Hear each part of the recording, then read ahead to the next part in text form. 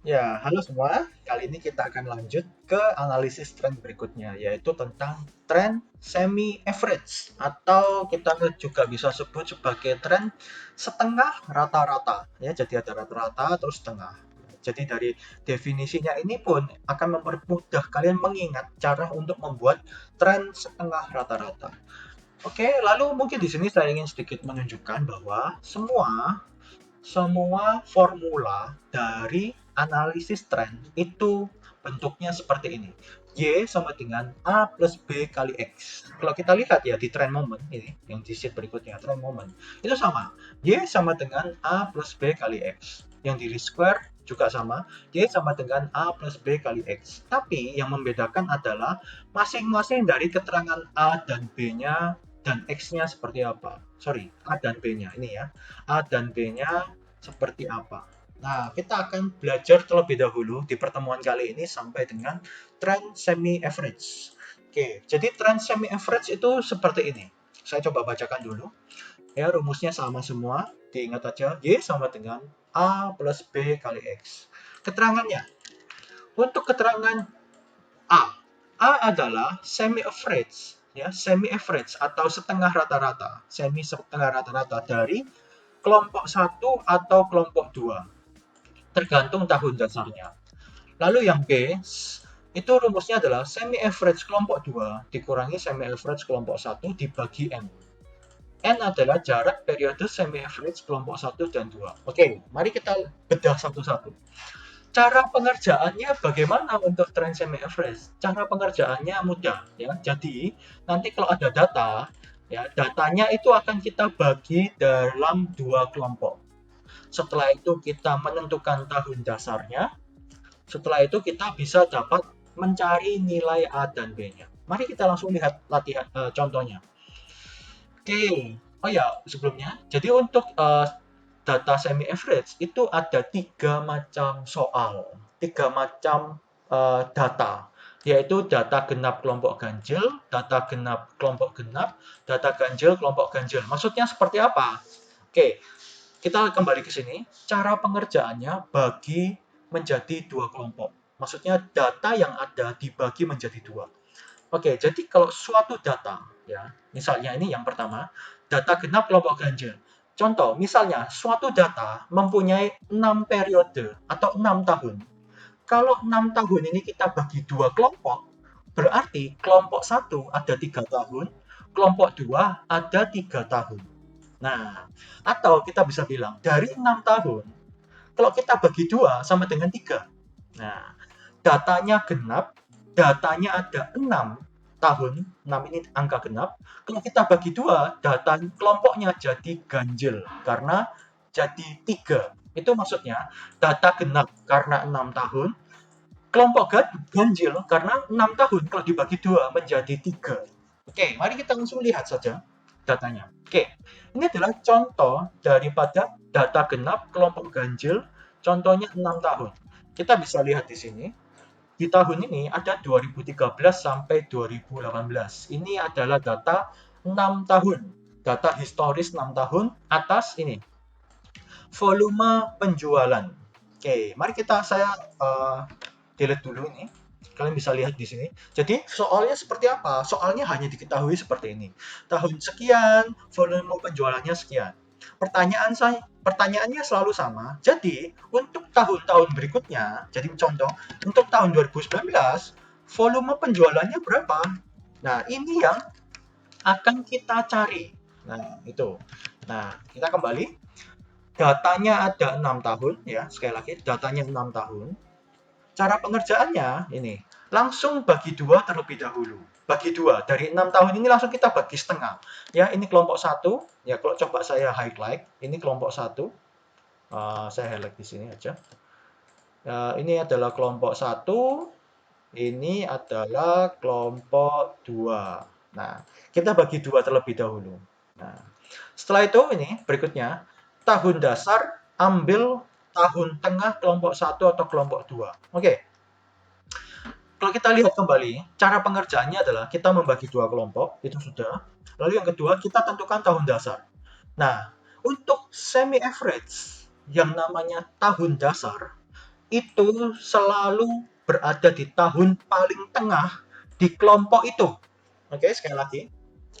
Tahun dasar, ya, tahun dasar itu adalah tahun paling tengah di kelompok tersebut.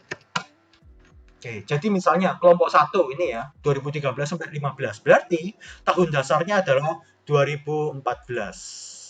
Ini adalah tahun dasarnya. Kalau kelompok 2 berarti tahun dasarnya adalah tahun 2017 karena dia yang paling tengah di kelompok itu. Oke, sampai sini bisa dipahami. Kalau kurang paham bisa di back lagi videonya, bisa dilihat lagi ya. Enaknya kelas online. Oke, kita kembali lagi ke perhitungan. Jadi, soalnya itu hanya akan tampak seperti ini ya. Hanya akan tampak seperti ini. Dan karena ini semi average, kalian harus membuat kolom-kolom tambahan berupa ini. Kolom semi total, kolom semi average, kolom XA, kolom XB. Oke. Kolom semi total. Setelah kita membagi dua, kelompok 1, kelompok 2 ya. Saya coba tulis di sini ya. Kelompok 1. Oke. Kelompok 1. Oke, kelompok 1. Lalu yang ini kelompok 2 ya. Ini pakai warna ini. Ini pakai warna ini. Oke. Ini kelompok 1. Ini kelompok 2. Oke. Setelah kita bagi 2, kita akan hitung semi totalnya. Semi total dari kelompok 1. Jadi, kita melakukan total sum kepada 3 tahun di kelompok 1 ini. Ketemu nilainya 1,5 juta. Kelompok 2 juga sama, kita total 3 tahun daripada kelompok 2 semuanya. Ketemu 2.040.000. Itu adalah untuk kolom semi total. Lalu kita lanjut ke kolom semi average. Nah ini ya, semi average. Ini adalah metode peramalan penjualan semi average. Jadi di sini kuncinya.